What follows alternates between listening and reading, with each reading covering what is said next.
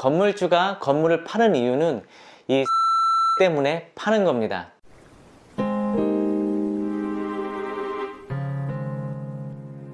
안녕하세요, 아빌딩입니다. 얼마 전 삼성 일가가 고 이건희 회장에게서 받은 유산에 대한 상속세 무려 13조 원을 납부하기 위해 주식 매각에 나섰다고 합니다.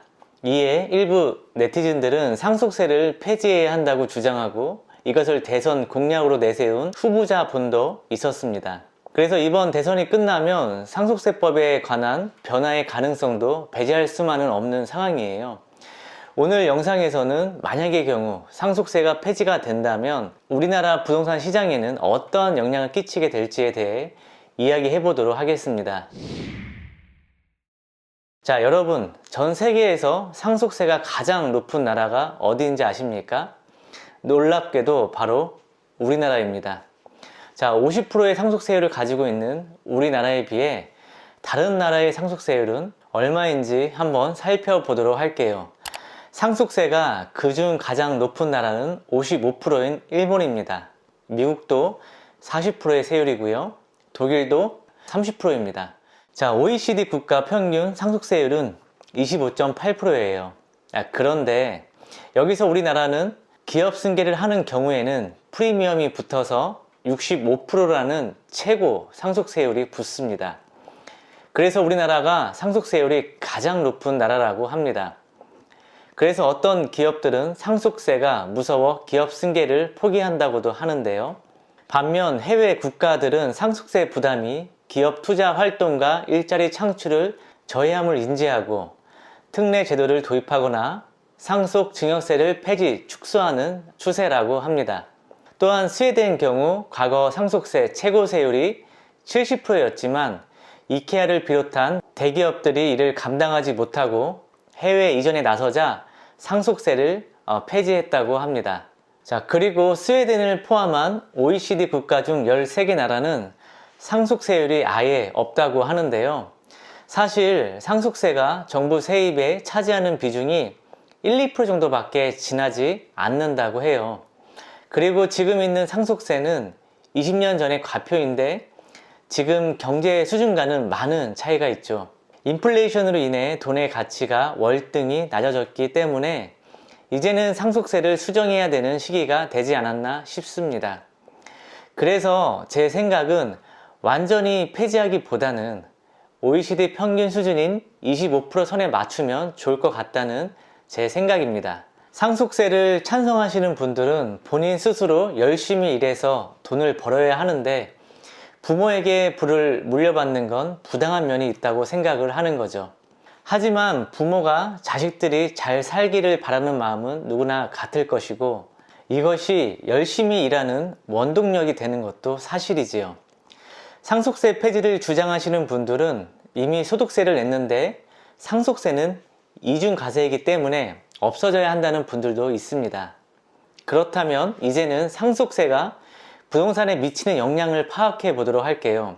사실 빌딩은 팔 이유가 없어요. 월세가 꼬박꼬박 나오기 때문에 번듯한 빌딩 하나만 있으면 자자손손 먹고 살 수가 있고 팔아봤자 현금을 가지고 있으면 자꾸 뺏쓰게 되고 한편으로는 타인의 자산 가치가 상승하여 상대적으로 나의 자산이 줄어드는 일명 벼락거지로 전락해 버리고 말거든요. 그럼에도 불구하고 건물주가 건물을 파는 이유는 이 상속세 때문에 파는 겁니다. 물론 다 그런 건 아니지만 매각하는 건물의 70% 이상은 상속 전에 재산 정리 차원에서 파는 것이 대부분입니다. 왜냐하면 상속세 수십억을 자식한테 짐을 주고 싶지는 않거든요.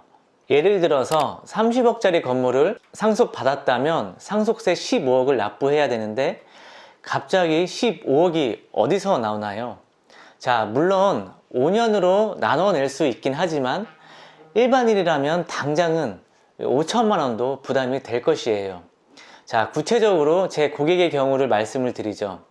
자, 어머니와 아들, 딸 셋이서 아버지한테 상속을 받았는데 어머니는 이제 쉬고 있고 아들, 딸은 직장인이었는데 이 건물이 이분들한테는 전부였습니다. 자, 그런데 20억짜리 건물을 상속받아서 10억을 상속세를 내야 하는데 감당이 안 되니까 급매로 매각을 하였어요. 만일 상속세가 폐지가 된다면 고스란히 물려받을 수 있었겠지요. 또 얼마 전에는 36년생인 아버지와 그 아들이 와서 아버지 건물을 팔고 가셨는데 대출도 하나도 없었고 73년부터 본인이 건물을 짓고 약 46년 동안 가지고 있으면서 이걸로 평생 먹고 살았는데 막상 팔려고 하니 자식 같은 건물이라시며 너무나 아쉬워하고 도장 찍고 가셨습니다. 아직도 그분의 모습이 눈에 선명한데 만일 상속세가 없었다면 아마 죽을 때까지 갖고 가겠지요. 자, 우스갯소리지만 자식보다 나은 게 건물이라는 말도 있어요. 자, 어떤 사람은 저는 우는 사람도 봤습니다. 평생을 빌딩에 의지해 먹고 살았는데 이 빌딩을 내 품에서 떠나 보낸다는 게 아쉽기도 하고 고맙기도 하고 복잡한 마음에 교차를 하는 거죠. 이처럼 건물주들이 이 빌딩을 파는 가장 큰 이유 중 하나는 상속하기 전에 재산정리 차원에서 매각하는 경우가 대부분입니다. 그런데 만일 상속세가 폐지가 된다면 팔지 않고 죽을 때까지 가지고 있다가 자식에게 물려주게 될 것이고 물건들이 시장에 나오지 않는다면 어느새 공급 부족인 상태가 되겠지요. 공급이 부족하면 가격은 더 오르겠지요. 제가 이에 관련한 기사를 읽어 드릴게요. 기사 제목이 세금 낼 바에 물려주자, 경기 인천까지 퍼진 증여 열풍. 증여가 매년 증가하고 있다는 기사인데요. 예를 들어 3주택자가 아파트를 팔아서 10억의 차익을 남겼다면 양도소득세 최고 세율로 7억 5천만 원을 세금을 내야 하는데 증여세는 5억만 내도 되는 것이죠. 그리고 지금 주택을 처분하면 다음에 비슷한 집을 사지 못한다는 것을 알기 때문에 더더욱 팔고 싶지가 않은 거죠.